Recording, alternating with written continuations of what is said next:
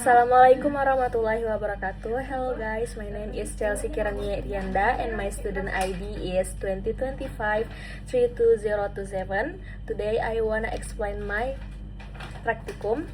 The code begins with standard library imports such as iStream and CMath, which are commonly used for input-output operation and mathematical function. The main focus of this program is to demonstrate a linear algorithm.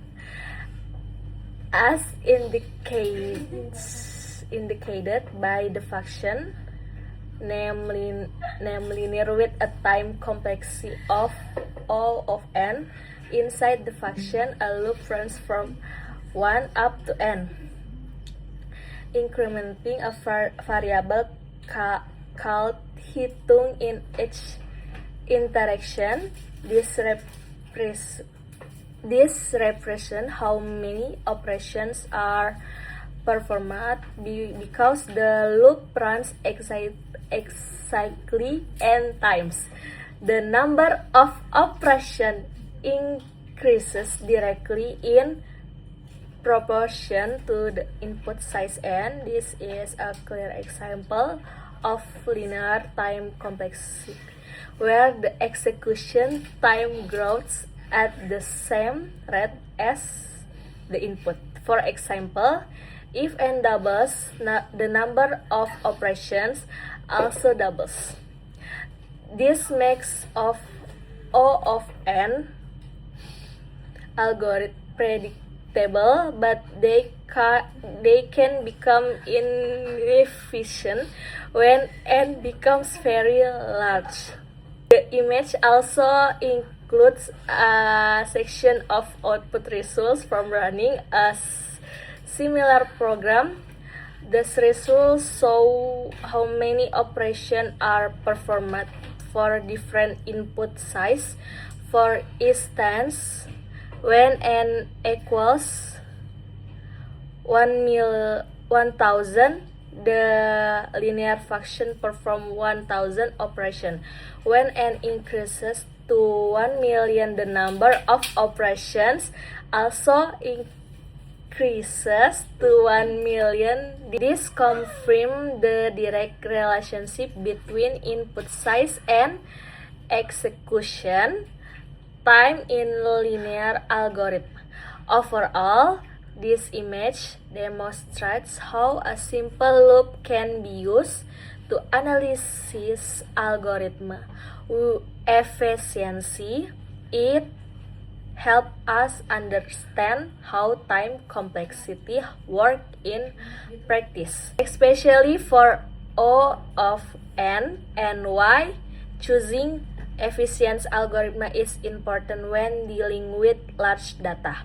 Number 2, in this image we can see a visual explanation related to mathematical growth and complexity, which is often used in algorithm analysis. The diagram includes values such as n, 20n, and 14, along with lines and shapes that represent how a function grows as the input size increases. The main idea shows in this image is how different mathematical expressions call when n becomes large. For example, a function like 20n represents a linear growth, meaning the output increases proportional with n. If n doubles, the result also doubles. The type of growth is predictable and relatively efficient compared to more complex functions. The diagram also suggests a compression between different growth rates, even if a function has a constant multiplier such as 20n or 14n. It still belongs to the same category, which is O of n, or linear time complexity in Big O notation. constant factors are ignored because the focus is on how the function behaves and becomes very large. Additionally, the visual elements and lines help illustrate how we estimate or bound the growth of a function.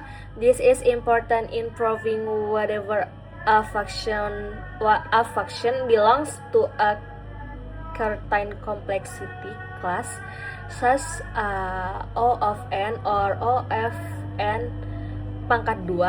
By comparing shape and boundaries, we can see which function grows faster and which one is more efficient. Overall, this image helps us understand the concept of growth rates in algorithm and how mathematical functions are used to analyze efficiency.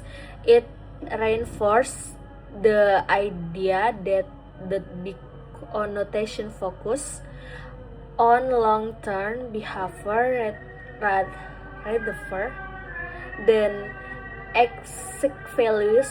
In inclusion, understanding the visual representation makes it easier to compare algorithms and choose the most efficient solution with working with large data. Thank you.